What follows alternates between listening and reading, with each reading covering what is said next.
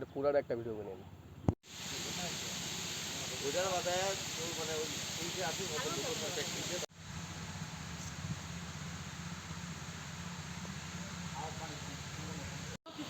পাল্লা নষ্ট হয়ে গেছে, ওটা কানা হয়ে পানি চলে যাচ্ছে।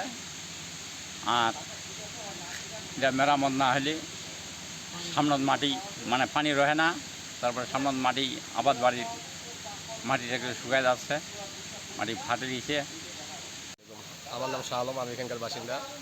আমি এই দীর্ঘদিন ধরে দেখে আসতেছি কুমুটির রক্ষণাবেক্ষণের কারণে গেটের মেরামত হচ্ছে না বা পানি জমতেছে না, ক্ষেত খামার কৃষি আবাদ আমার ঠিকমতো সেচ পাচ্ছি না।